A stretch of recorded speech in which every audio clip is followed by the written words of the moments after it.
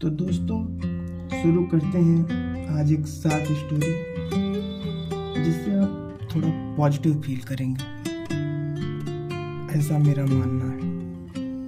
अगर ठीक लगे तो आप अपना योगदान दीजिएगा। तो दोस्तों बात वर्ष 1883 की है। एक इंजीनियर जॉन रावलिंग साहब थे।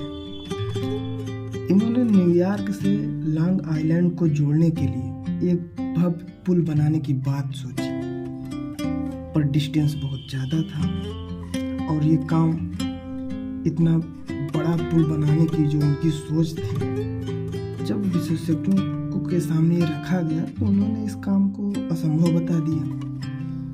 पूरी दुनिया के विशेषज्ञों ने उनसे यह बोला कि भैया आइडिया छोड़ दो, ये न हो पाएगा।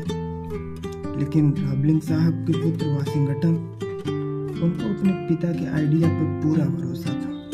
वह खुद एक इंजीनियर थे। तो फिर दोनों ने मिलकर पुल निर्माण का कार्य शुरू कर दिया। तो कोई उन्हें विशेषज्ञ जो भी थे, उन्हें कोई पागल कहता, कोई मूर्ख कहता, कोई बोलता कि सब दिमाग खराब हो गया इन सब का, इतना टाइम वेस्ट कर रहे हैं। दुर्भाग्य से हुआ भी यही सब। पुल बनाते समय दुर्घटना घटी और रावलिंग साहब की मृत्यु हो गई। इस बात से वाशिंगटन का हौसला टूटने लगा, लेकिन वो और दृढ़ हो गया। कुछ समय बाद वाशिंगटन भी घायल हो गया। वह ऐसी स्थिति में पहुंच गया जहां तो वह नहीं डोल सकता था और नहीं बोल सकता था। लेकिन वह पुल बनाने का जो कार्य था वो रोकना नहीं चाहता था। तो उसने अपनी पत्नी को बात समझाने के लिए सिर्फ एक चलती हुई अंगुली से कोड प्रणाली विकसित की। 13 सालों तक उनकी पत्नी ने उनके निर्देशों को पुल के काम में लगे इंजीनियरों तक पहुंचाया।